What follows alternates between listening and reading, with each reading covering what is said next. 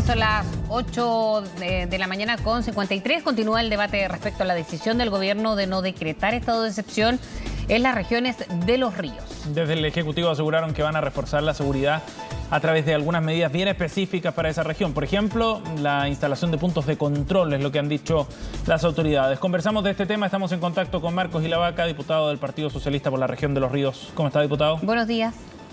Muy buenos días, un gusto de conversar con ustedes. Igualmente, gracias por el contacto. Diputado, continúa esta discusión en particular porque fundamentalmente la región de Los Ríos ha sufrido un aumento de casos de ataques importantes. Algunos empiezan a hacer un paralelo ya respecto a la situación que se vivió hace un tiempo atrás en la región de la Araucanía. Finalmente se decide optar por este tipo de medidas. ¿Son suficientes a su juicio, diputado, para frenar tempranamente, se entiende, esta alza de hechos de violencia en la región? Mira, claramente no son suficientes. Yo creo que van a ayudar. Fue la solicitud expresa por parte de los alcaldes de la región.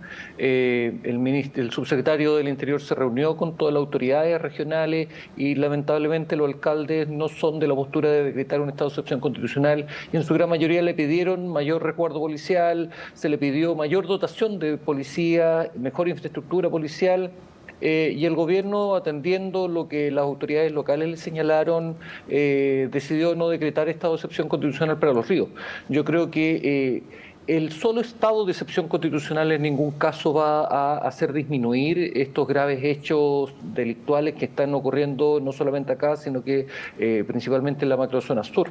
El día viernes todo esto nos reunimos en el Congreso Nacional para debatir la prórroga del estado de excepción constitucional. Y yo aquí creo que debemos desarrollar por lo menos 3 acciones que son fundamentales para poder detener, disminuir y en definitiva además dar con el paradero de las personas responsables de este tipo de hechos. Uno es mantener el proceso de parlamento a través del programa Buen Vivir, que creo que ha sido un programa interesante y que permite dialogar con las comunidades indígenas que en definitiva quieren dialogar, que son las más. Son, en particular en Los Ríos, son aquellas, así son las comunidades de Los Ríos en realidad, dialogantes, permanentemente cercanas, partes de toda la sociedad en Los Ríos. 2 es el estado de excepción constitucional, con toda su letra, ni siquiera agotado. El estado de excepción constitucional para proteger de aquellos grupos delictuales que no quieren conversar. Y hemos escuchado al señor Yaitul permanentemente amenazar, el señalar que estas son acciones de sabotajes coordinadas, que detrás de eso está la CAM, que van a continuar con el uso de armas, y hacia esas personas hay que aplicar el mayor rigor de la ley, y gracias a eso se dio el estado de excepción constitucional para disminuir. Pero como se disminuye en Arauco, Malleco y Araucanía, estos grupos empiezan a trasladarse hacia el sur de Chile, donde también existen comunidades como en el caso de Valdivia. Pero el tercero y más importante, y creo que aquí tenemos una falencia grande de Estado, no solamente este gobierno, si recordemos que el presidente Piñera tuvo cerca de 1 año y tanto con estado de excepción constitucional permanente en la macrozona sur. Falta mayor nivel de investigación, falta que el Ministerio Público tenga infraestructura suficiente para llevar adelante los procesos investigativos y obviamente las policías tengan herramientas para poder determinar quiénes son los responsables. Ya, y hecho ese diagnóstico, entonces, ¿cuál sería, a su parecer, en la situación ideal con un estado de excepción que, si bien se extendió en la administración anterior, ahora se ha debatido demasiado si es que es acotado o si es que es literalmente con todas sus letras, si es que esto se sigue prorrogando cada 2 semanas? ¿Cuál sería en la situación ideal para usted, por lo menos en esa zona donde ahora ya se ha estado descartando aplicarlo? Mira, partamos de la base que yo no creo que corresponda seguir hablando de un estado de excepción acotado. El estado de excepción eso no es. Y yo lo que le he pedido al gobierno es que, no para dejar contento a algunos de los nuestros, le ponga este apellido y en definitiva se aplique el mayor rigor de la ley. Y que se siga obviamente con el plan de Buen Vivir, pero se profundice, porque insisto, no todas las comunidades, en realidad la mayoría de las comunidades son dialogantes, no son violentas y en definitiva están insertas en nuestra sociedad.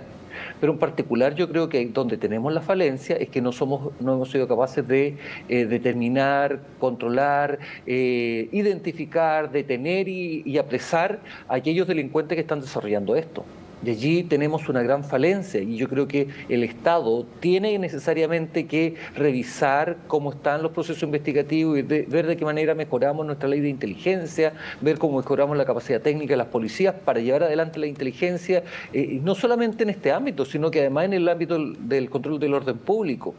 Y allí, cuando ocurre la noticia que ocurrió este fin de semana, que nos contaban desde que enero hasta ahora julio, se han retirado más de 700 efectivos policiales que han querido pasar a retiro, Sí. es una situación preocupante. Es decir, tenemos un caldo que cada vez se está poniendo más complejo y cada vez tiene más ingredientes, y eso hace un nido especial para que la delincuencia, el narcotráfico, el crimen organizado empiecen a generar mayores acciones. Diputado, ahora hay datos bien relevantes, ya no de carácter operativo, sino de señales políticas también que se dan. Y le pregunto por lo que ha planteado, por ejemplo, Héctor Yaitula abiertamente, ¿no? El reconocimiento de acciones de sabotaje, como usted mencionaba recién, con una evidencia concreta y un reconocimiento explícito del rol que está jugando la CAM ahí en la zona. ¿Usted cree que el gobierno debería tomar otro tipo de acciones y querellarse eventualmente por este tipo de declaraciones? Yo creo que sí, efectivamente, no es posible admitir de que en Chile una persona llame a este tipo de acciones, que son acciones delictuales, y además se adjudique acciones que se están desarrollando, porque él no solamente dice, ¿sabe qué? Yo llamo al sabotaje, al uso de las armas, aquí tenemos una pelea, una guerra contra el Estado de Chile, sino que además se adjudica las acciones violentas que están desarrollándose. Por lo menos tiene una autoría intelectual que debería necesariamente ser investigada, ser sancionada. Y ahí yo creo que el Estado y el gobierno en particular tienen que aplicar el mayor rigor de la ley. Yo con los delincuentes no converso, no dialogo. Le aplico la ley, porque en definitiva queda este velo de impunidad que va a motivar a otros a continuar generando ese tipo de acciones. ¿Y por qué no se toman ese tipo de decisiones, diputado? No soy yo quien debería responder eso, no estoy pero en su visión, ¿qué es lo que puede pesar en cerebro del eso? gobierno. Yo lo he planteado, yo lo he dicho tal cual, y espero que el gobierno en algún momento adopte la decisión. El presidente de la República algo dijo hace una semana atrás, que en este gobierno no se sanciona por emitir opiniones. Yo creo que este caballero no ha emitido opiniones. Este caballero se ha adjudicado atentados, ha llamado al uso de la fuerza, ha llamado al uso de las armas, ha llamado al sabotaje permanente, y eso no son una mera declaración de opiniones. Y yo creo que cuando uno habla o emite opiniones, existen ciertos límites, y el límite del Estado de Derecho, el límite del llamado a sublevarse, el límite del uso de armas, el límite es a cometer delito. Ahora, esto también tiene que ver, y lo decía usted, con otra responsabilidad, de las responsabilidades penales que se hagan efectivas, cuál es el rol de la Fiscalía, y que más allá de que el gobierno de turno, digamos, aplique o no una medida de excepción, que se haga también justicia, o se sigan las investigaciones de casos que a veces quedan impunes, y va generando, de hecho, esa sensación también de impunidad, como usted lo señalaba. Sí, efectivamente, yo creo que tenemos que hacer una revisión completa respecto al trabajo que está desarrollando el Ministerio Público y nuestros policías.